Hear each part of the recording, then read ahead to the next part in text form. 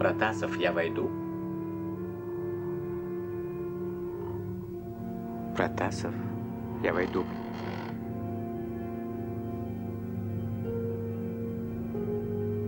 Протасов. Я войду, Протасов. Они хотят тебя унизить. А ты им покажешь, кто ты. Себя убьешь револьвером, а их великодушием. Я понимаю тебя. Я все понимаю, потому что я гений. Ты хочешь ответить на их требования? Я тебе скажу, как. Я всегда говорю прямо и действую решительно. Я не стану удерживать тебя. И жизнь, и смерть для гения безразличны. Я умираю в жизни и живу в смерти.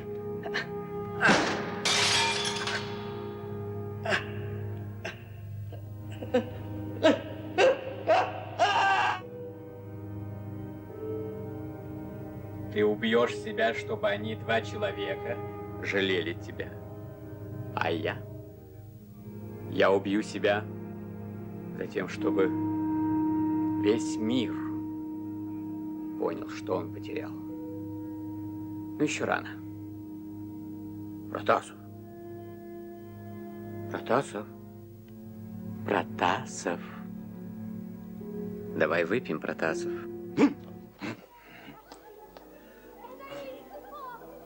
За твое большое путешествие. Принес?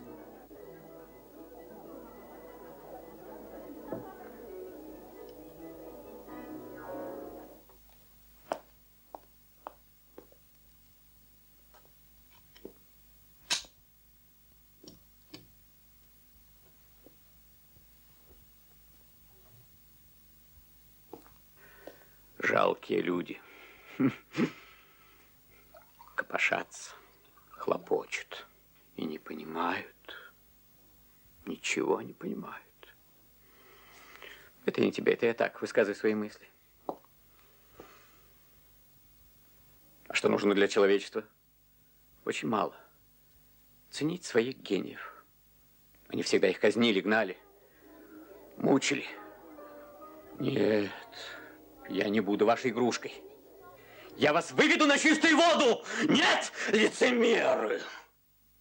Уйди, пожалуйста. Уйти? Пожалуйста. Ну, прощай. Я не стану удерживать тебя. Я только хочу сказать тебе... Ты скажешь, но после. А сейчас вот что, дружок.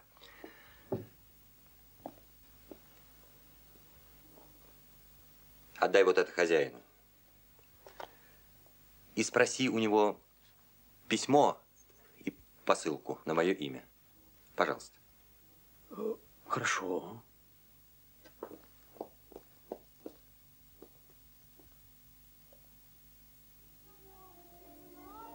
Так ты меня подождешь? Я еще важное хочу сказать тебе, такое, чего ты не услышишь не только на этом свете, но и в будущем. По крайней мере, до тех пор, пока я не приду туда.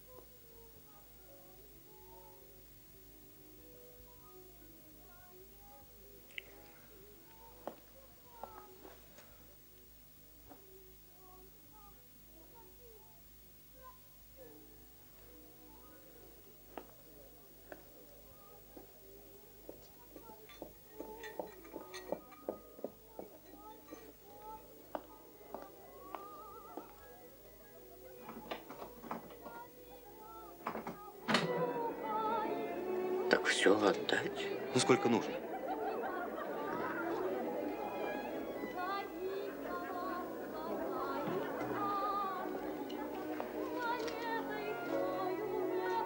Хорошо.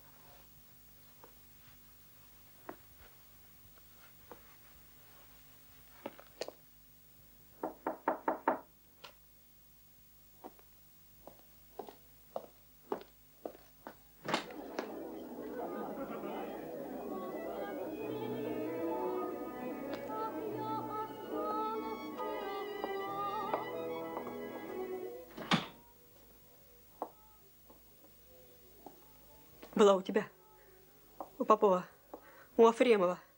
Догадалась, что ты здесь. Всю ночь пробегала. Пьешь.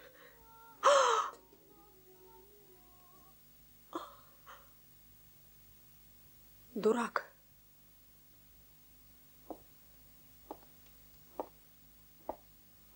Право, дурак. Ну, свободу дано!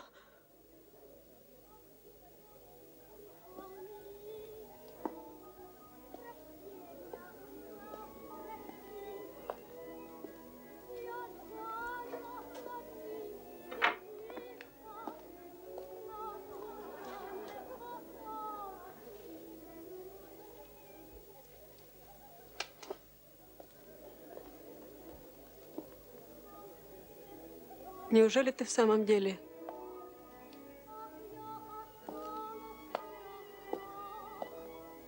Не могу.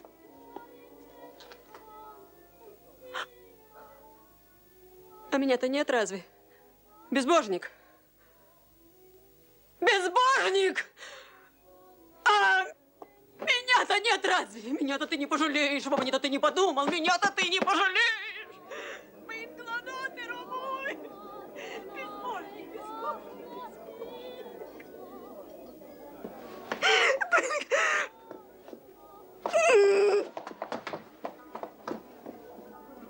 Очумела.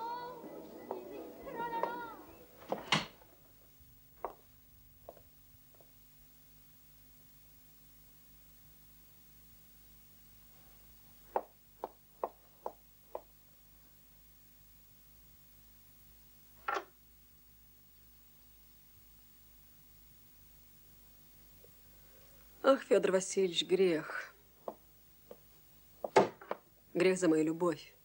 А я-то, И тебя бы развязал, раз тебе лучше со мной мучиться. стало быть, лучше. Не могу я без тебя жить. Да какая со мной жизнь? Поплакала, да и прожила бы. И совсем не плакала бы. Ну и черт с тобой, коли ты меня не жалеешь. Маша, дружок, ведь я хотел лучше сделать. Себе лучше. Ну как же себе лучше, коли бы я себя убил? Разумеется, лучше. Ну что тебе нужно? Ну ты скажи.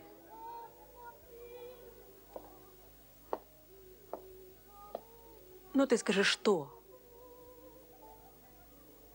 Ну что? Ну ты скажи, ну что тебе нужно?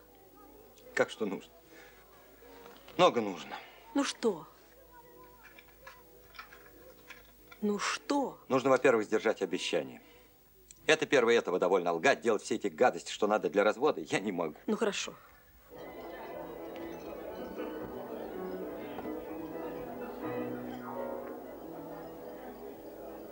Ну уж хорошего-то в ней мало, коли она тебя бросила.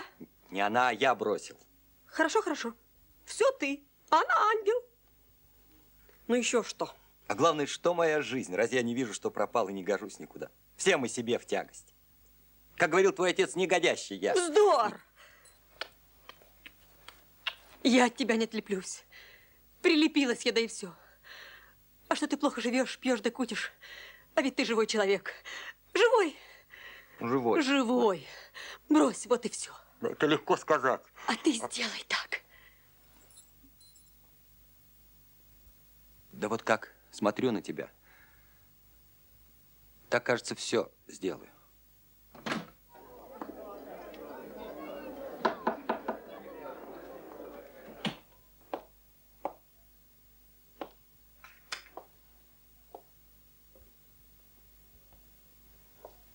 И сделаешь. Все сделаешь. А револьвер?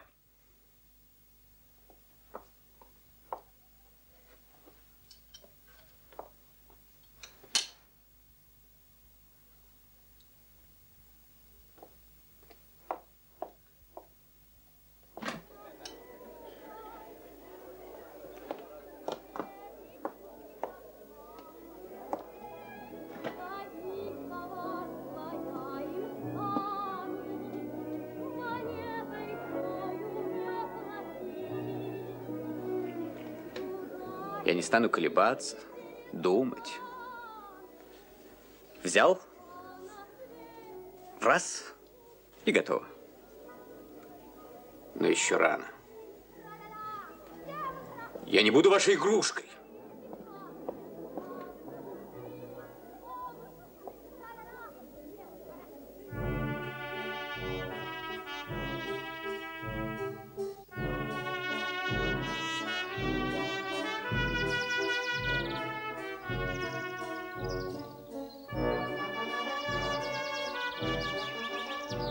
Я просил секретаря съездить сегодня же к Федору Васильевичу с прошением и не уезжать, пока он не подпишет. Он так определенно обещал, что я уверен, что он исполнит обещание.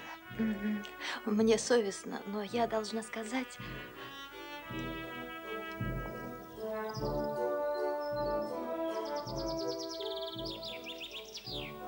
Я должна сказать, что то, что я узнала про эту цыганку,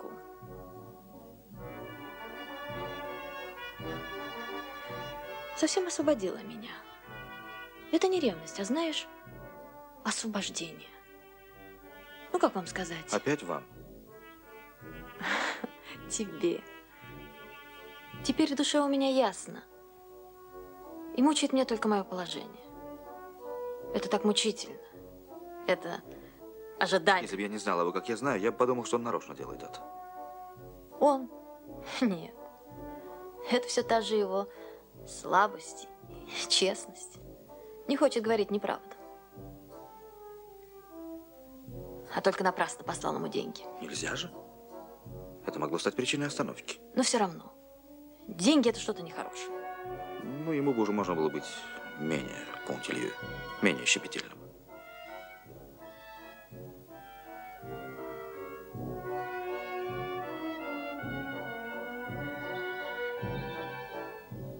Мика, ну что такое? Мика, ну давай покурим птичек. Ну смотри. Вот так. Вот. Ну, иди. Какие мы делаемся эгоисты. Да, каюсь. Ты сама виновата. После этого ожидания, этой безнадежности, я теперь так счастлив. А счастье делает эгоистом. Ты виновата. Ты думаешь, что ты один? Я тоже. Я чувствую, что я вся полна. Я купаюсь в своем счастье. Все. И Мика поправился. И твоя мать меня любит. И главное, я люблю.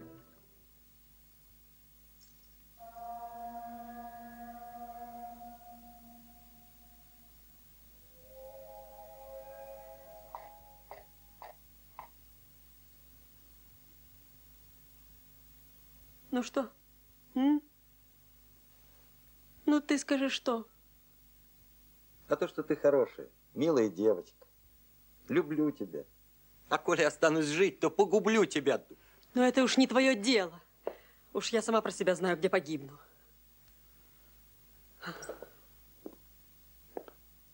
Уедем. Уедем и будем жить во славу.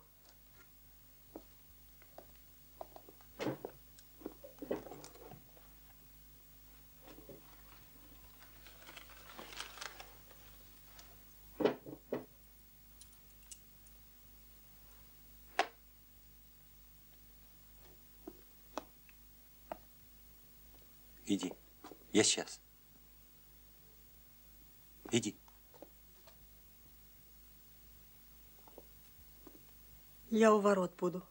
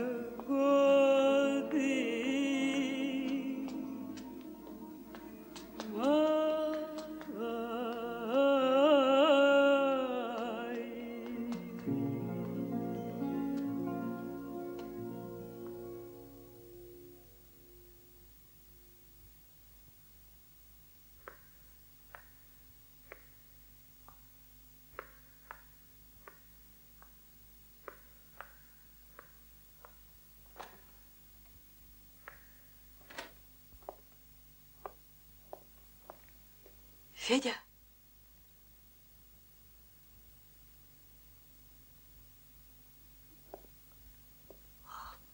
А где он?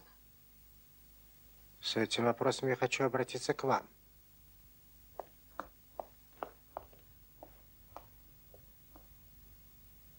Федя?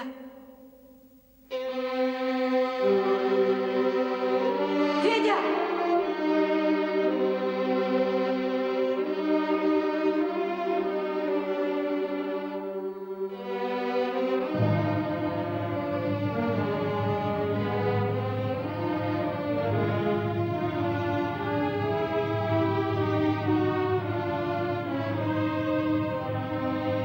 Федя!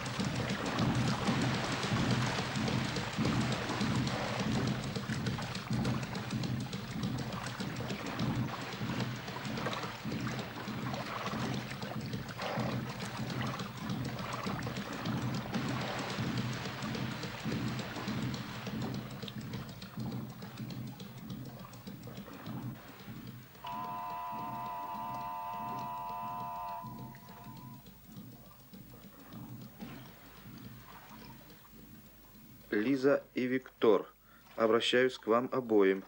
Не буду лгать, называя вас милыми или дорогими. C'est moi qui suis en toi. Это я посторонний.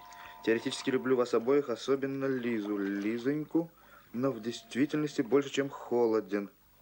Но к делу. Лгать, играть гнусную комедию, давая взятки в консисторию, и вся эта гадость невыносимо противна мне. Как я не гадок, но гадок в другом роде, а в этой гадости не могу принять участие, просто не могу. Другой выход, к которому я прихожу, самый простой. Вам надо жениться, чтобы быть счастливыми. Я мешаю этому, следовательно, я должен уничтожиться. Должен уничтожиться. Я и уничтожаюсь. Когда вы получите это письмо, меня не будет. По скриптум, очень жаль, что вы прислали мне деньги на ведение дела развода. Это неприятно, не похоже на вас. Ну, что делать? Я столько раз ошибался, можно и вам ошибиться. Деньги возвращаются. Об одном прошу, не сердитесь на меня и добром поминайте меня. Прощайте, Федя.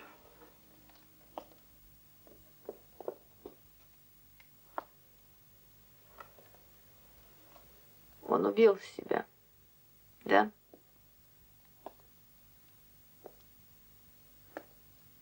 Я знала это. Знала.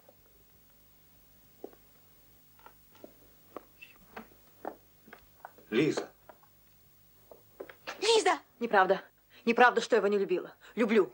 Люблю его одного. Его я погубила. Лиза! Боже мой, прости. Но я тоже не могу лгать. Оставь меня теперь. Иди узнавай.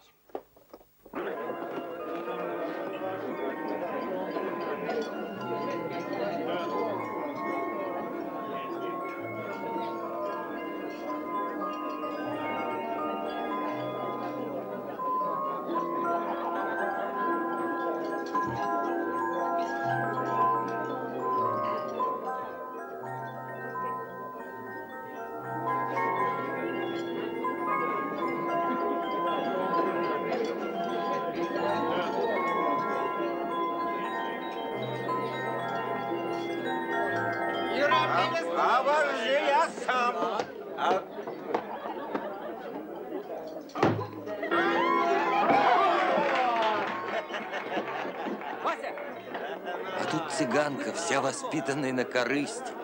И это чистая самоотверженная любовь. Все отдает, а сама ничего не требует. Вот особенно этот контраст. Я понимаю, понимаю. Да это у нас в живописи валюр называется. Получи.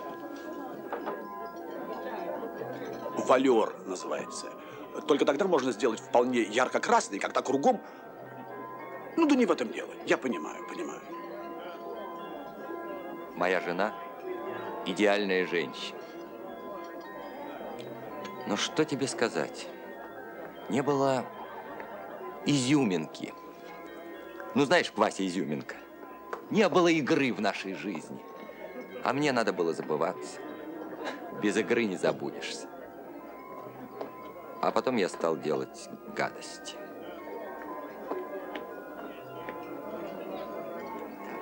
Да. Ты ведь знаешь, мы любим людей за то добро, которое им сделали. И не любим за то зло, которое им делали. А я ей наделал зла. Она как будто любила меня. А чего вы говорите, как будто? До того говорю, что не было в ней того, чтобы она мне в душу влезла, как Маша. Да не про то.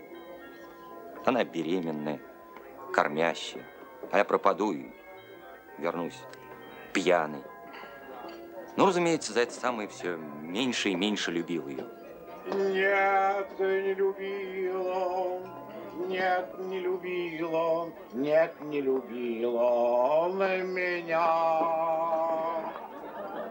Познакомились с артистом-художником. Да, мы знакомы.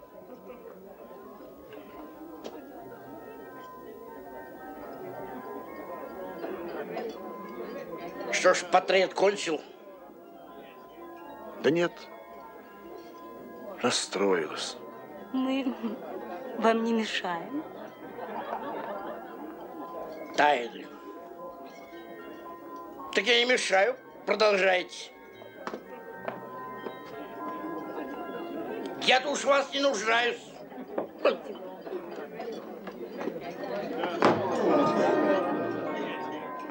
Не понравился мне этот Кузин.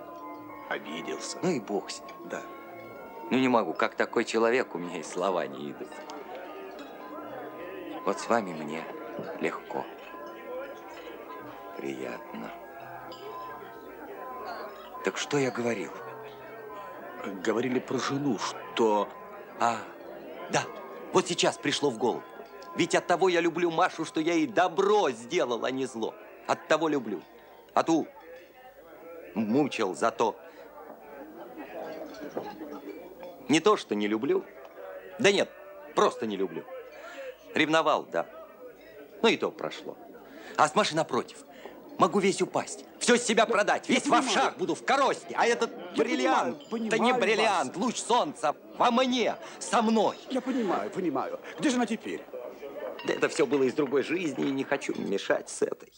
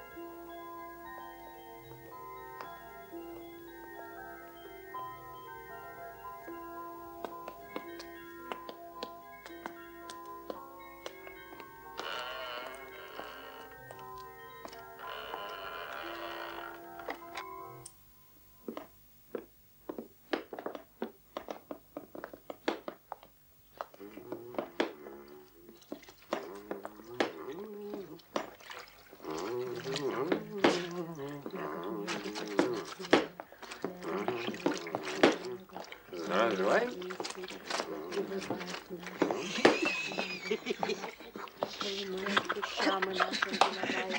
Не вводь нас на покушение, але вибавь нас от злого. Аминь.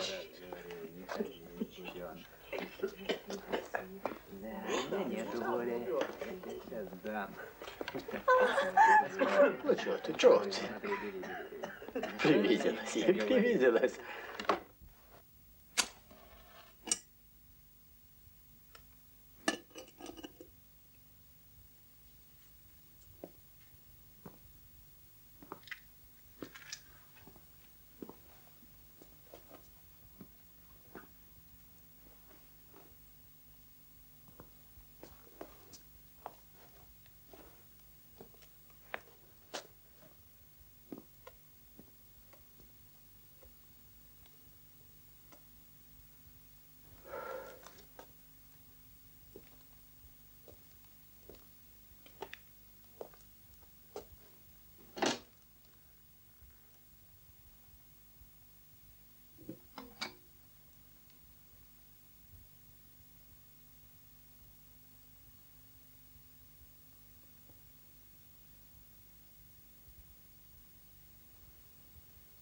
Да, ваша жизнь удивительная.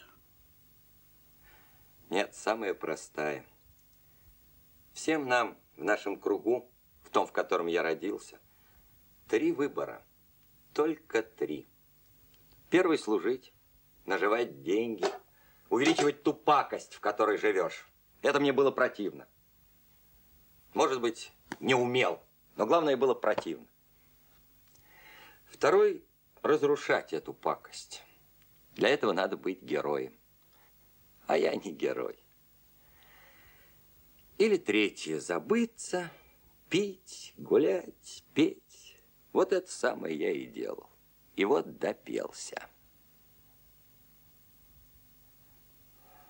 И иногда скверно. А иногда ничего. Скверно, когда денег нет.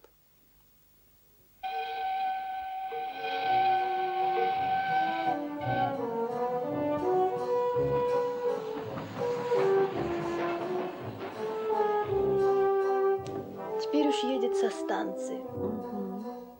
Кто едет? Папа едет. Папа едет со станции.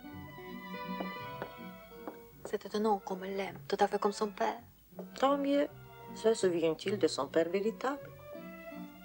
Я не говорю ему об отце. Думаю, зачем его путать.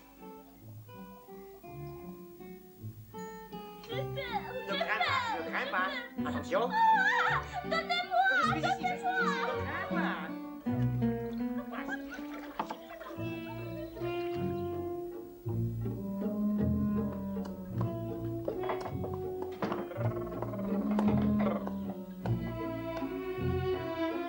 Кто-то с ним, дама в шляпе. Мама! Я ее 100 лет не видела.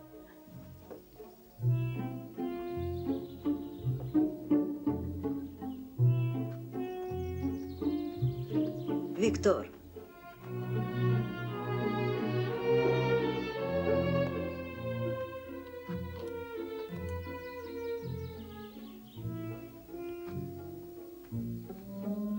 Ну, Мика. Мика. Как похож. Какой молодец. Только бы не все наследовал. Сердце отцовское. Но не слабость. Как он вырос в нашей памяти. Ну, Виктор, привез шерсть. Привез. Конь. На. Конь. Вот шерсть, вот одеколон, а вот письма. Прошу. А вот конверт казенный. На имя Лизы. Отдай маме. А? Отнеси маме.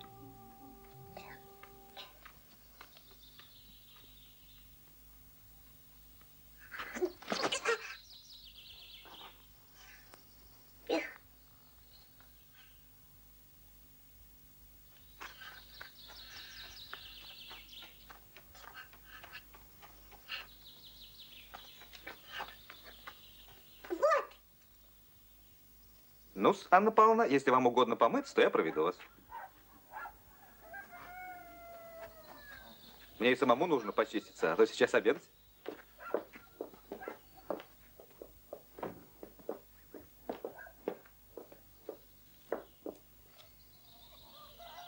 Мама, ведь в нижнюю угловую Анну Павловну? Мама!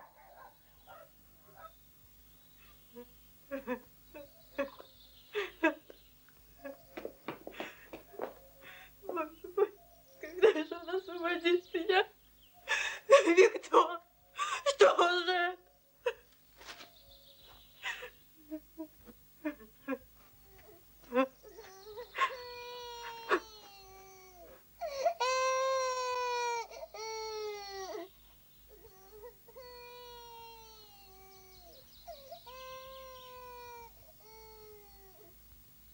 Это ужасно. Он жив.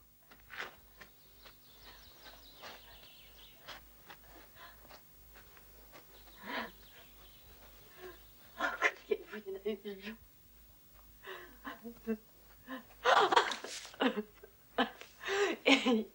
Я не знаю, что я говорю. Я ненавижу.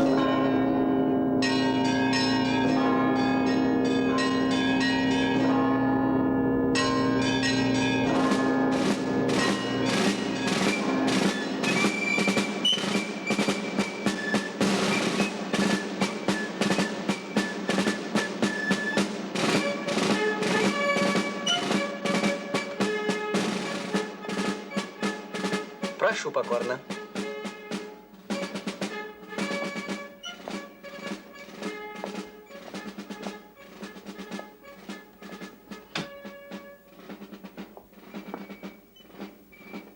Поверьте, что очень сожалею о необходимости делать вам вопросы. Но мы поставлены в необходимость. Пожалуйста, успокойтесь. И знайте, что вы можете не отвечать на вопросы. Только мое мнение, что вам, да и для всех лучше. Правда. Всегда лучше. Даже практичнее. И даже в... Мне нечего скрывать. Так вот. Ваше имя, звание, исповедание, это все я записал.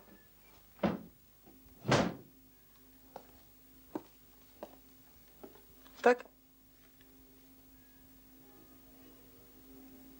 Да. Вы обвиняетесь в том, что вы, зная о том, что ваш муж жив, вышли замуж за другого. Я не знала. И еще в том, что уговорили своего мужа, подкупив его деньгами, совершить обман, подобие самоубийства, с тем, чтобы освободиться от него. Все это неправда. Так вот, позвольте несколько вопросов. Переслали вы ему в июле прошлого года деньги?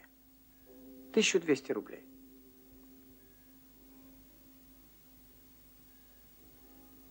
Деньги, эти были его деньги. Они были выручены за его вещи. И в то время, как я рассталась с ним и ждала от него развода, я послала их ему. Так, очень хорошо. Деньги эти посланы 17 июля. То есть за 2 дня до его исчезновения. Кажется, что 17 июля. Я не помню. А почему были прекращены ходатайства в консистории в то же время? И было отказано адвокату?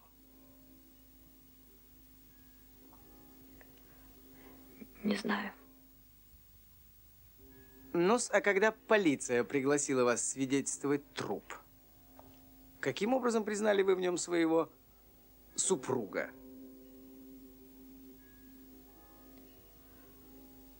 Я была так взволнована тогда, что не смотрела на тело.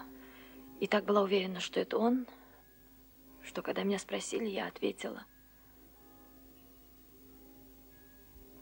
кажется, он. Да, вы не рассмотрели от весьма понятного волнения. Хорошо-с. Очень хорошо.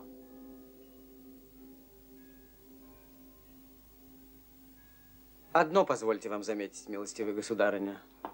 Мы слуги закона, но это не мешает нам быть людьми. И поверьте, что я понимаю вполне ваше положение и принимаю участие в нем.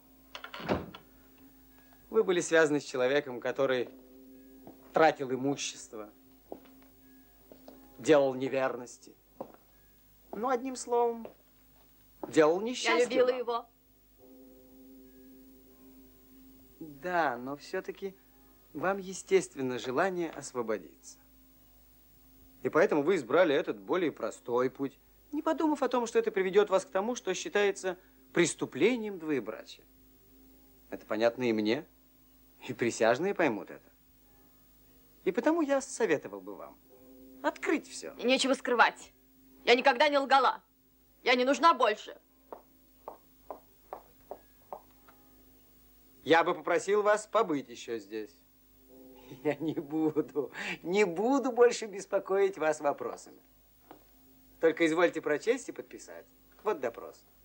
Так ли выражены ваши ответы? Прошу покорно сюда.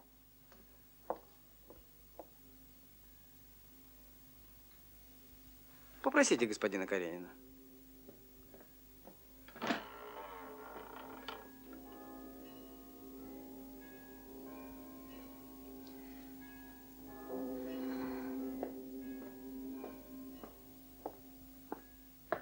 Прошу покорно. Благодарю.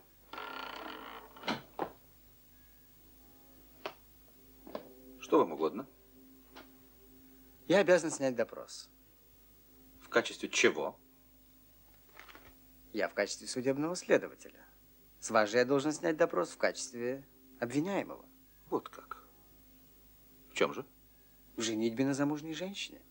В Впрочем, позвольте сделать вопросы по порядку. Присядьте. Благодарю вас. Ваше имя? Виктор Каренин. Звание? Камергер, действительный статский советник. Возраст 34 года. Вера православная. Православный, под судом и следствием не бывал. Нос? Известно ли вам было, что Федор Васильевич Протасов жив, когда вы вступали в брак с его женой? Не было известно. Очень хорошо. С какой целью были посланы вами деньги, 1200 рублей господину Протасову, перед самой симуляцией его смерти, 17 июля? Деньги эти были переданы мне моею женою. Госпожою Протасовой? Моею женою. Для отправки ее мужу. Деньги эти она считала его собственностью, разорвав связи с ним, считал несправедливым удерживать эти деньги. Теперь еще один вопрос. Почему вы прекратили ходатайство о разводе? Потому что Федор Васильевич взял на себя это ходатайство и писал мне об этом. Есть у вас это письмо? Письмо затеряно.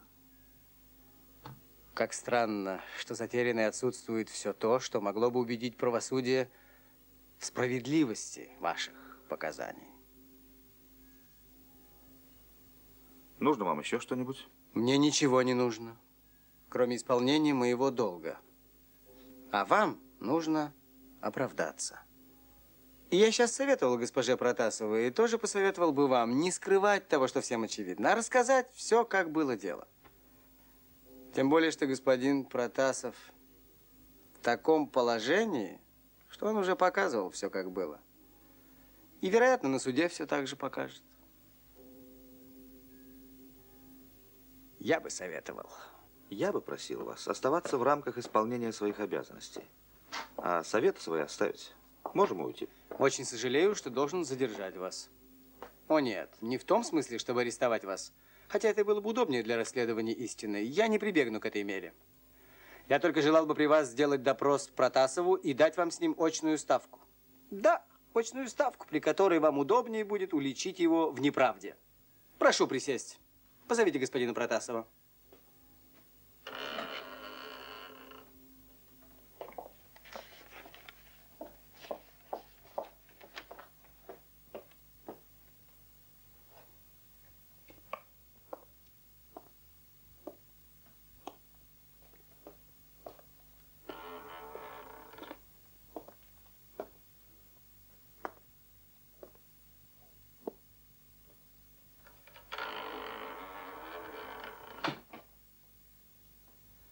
Прошу вас отвечать на вопросы. Спрашивайте.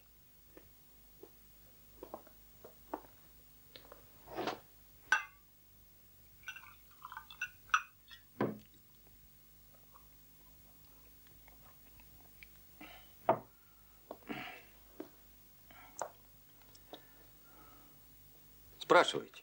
Ваше имя.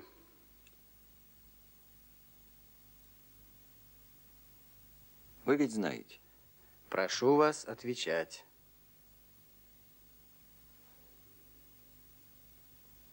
Ну, Федор Протасов. Ваше звание, года, Вера.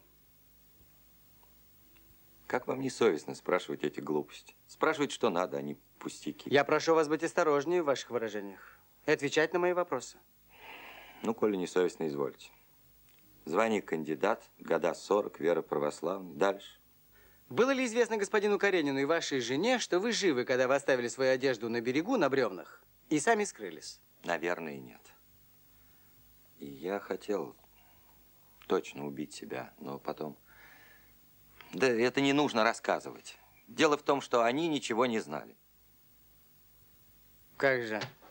Полицейскому чиновнику вы показывали другое.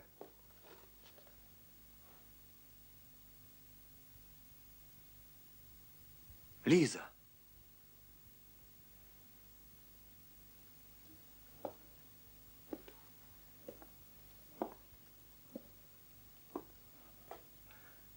Елизавета Андреевна, Виктор, я не виноват, я хотел сделать лучше. А если виноват, простите.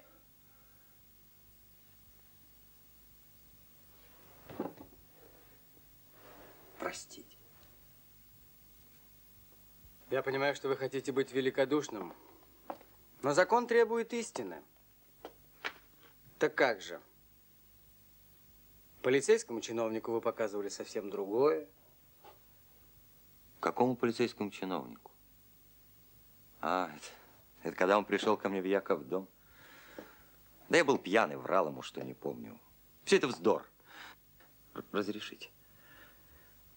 Теперь я не пьяный, говорю всю правду. Они ничего не знали, они верили, что меня нет. Я был рад этому. Это бы так и осталось, если бы не негодяй Кузин. Если кто виноват, то я один. Почему вам посланы были деньги?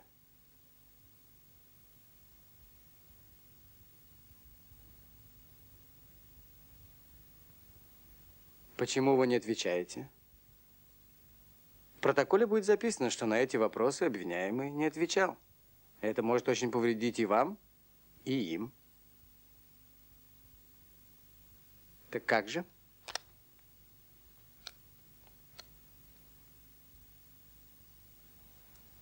Ах, господин следователь, как вам не стыдно?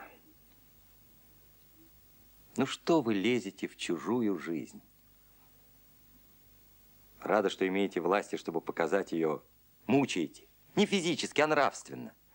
Людей, которые в 1000 раз лучше вас. Я прошу вас. Нечего просить. Я скажу все, что думаю. А вы пишите. Пишите. По крайней мере, будут в первый раз в протоколе разумные человеческие речи. Живут 3 человека. Я, он, она. Между ними сложные отношения. Борьба добра со злом. Такая духовная борьба, о которой вы понятия не имеете. Борьба эта заканчивается известным положением, которое все развязывает. Все успокоены. Они счастливо любят память обо мне. Я в своем падении счастлив тем, что сделал, что должно. Что я негодный ушел из жизни, чтобы не мешать тем, кто полон жизни и хорош. И мы все живем. Вдруг является негодяй, шантажист, который требует от меня участия в шантаже, чтобы я с его помощью получал бы от них деньги под угрозой раскрыть тайну. Я прогоняю его, и он идет к вам, к борцу за правосудие, к охранителю нравственности. И вы, получая 20 числа по 2-гривенному за пакость, надеваете мундир и с легким духом куражитесь над ними, над людьми, которых вы мизинца не стоите, которые вас к себе в переднюю-то не пустят, но вы добрались и рады. Мы можем уйти. Сейчас подписать протокол. Я вас выведу.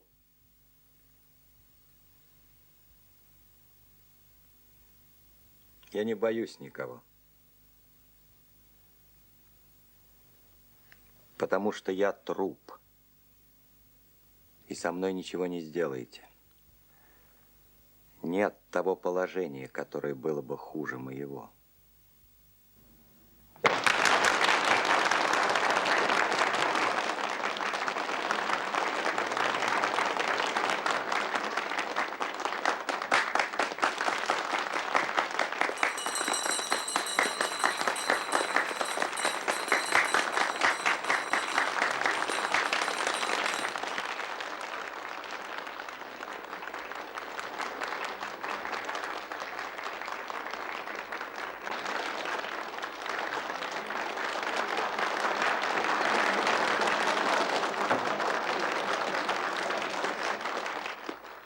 Перед вашими глазами тип нетронутого русского человека с его широкой натурой, который вследствие своей доверчивости и великодушия пал жертвой глубоко развращенных общественных слоев. Как можно?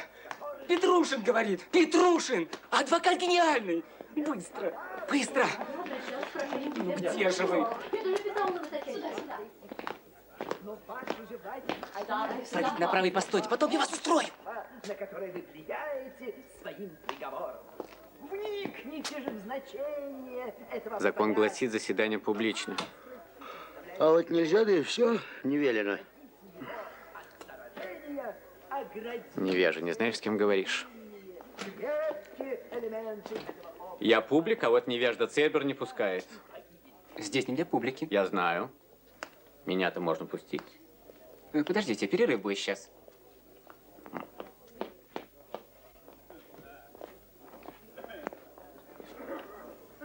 Позвольте узнать, в каком положении дела. Речи адвокатов. Петрушин говорит.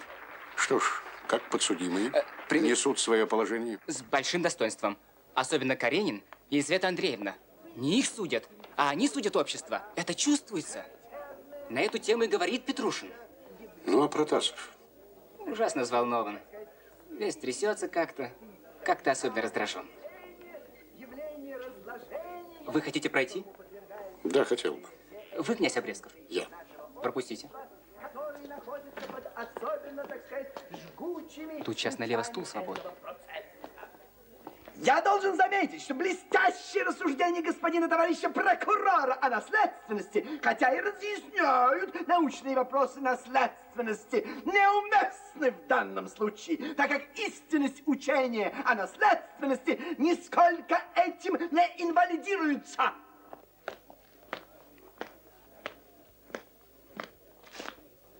Здравствуйте, Иван Петрович. Здравствуй, Петушков. Ну, что дело? Речи адвокатов, да вот, не пускают. Аристократы. Я аристократ духа, это выше. Ну уж извините. Здравствуй, Петушков.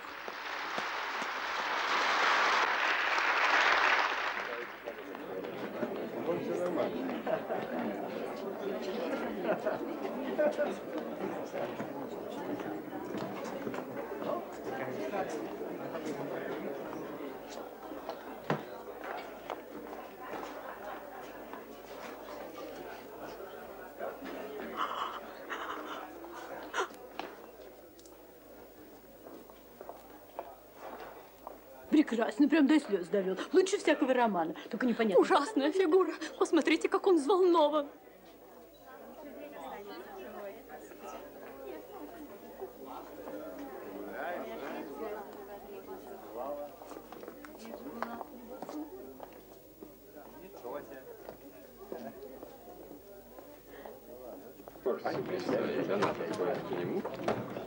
Протасов.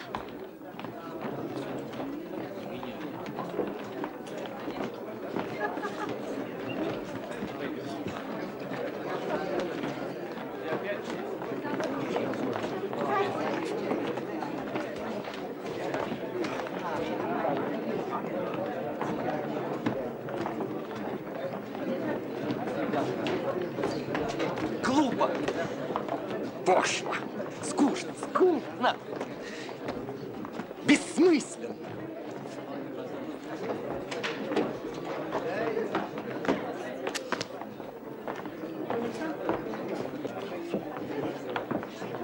Ну?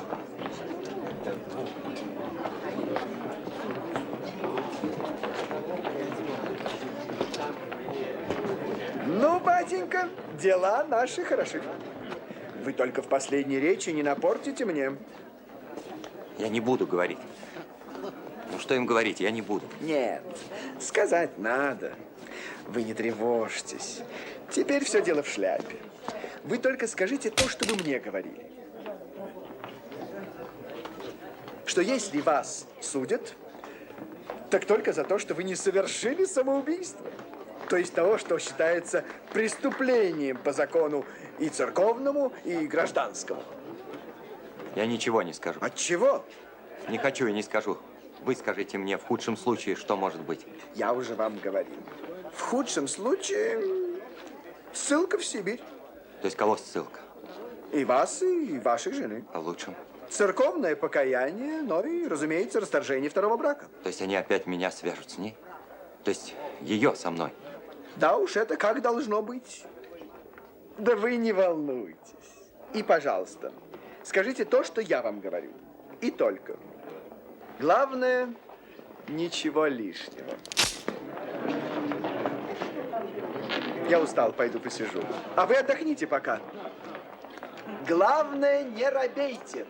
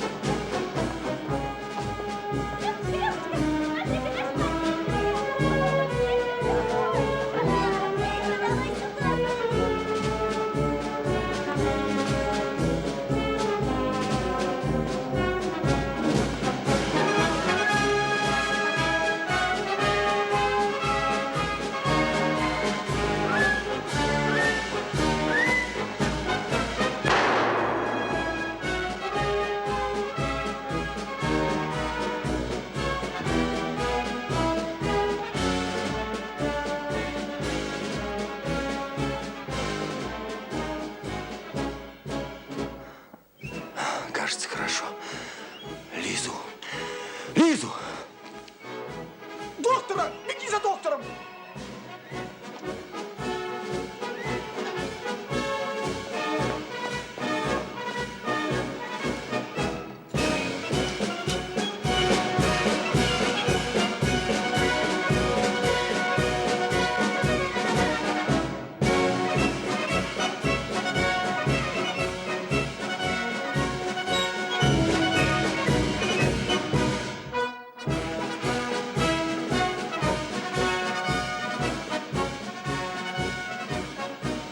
Что сделано, сделано.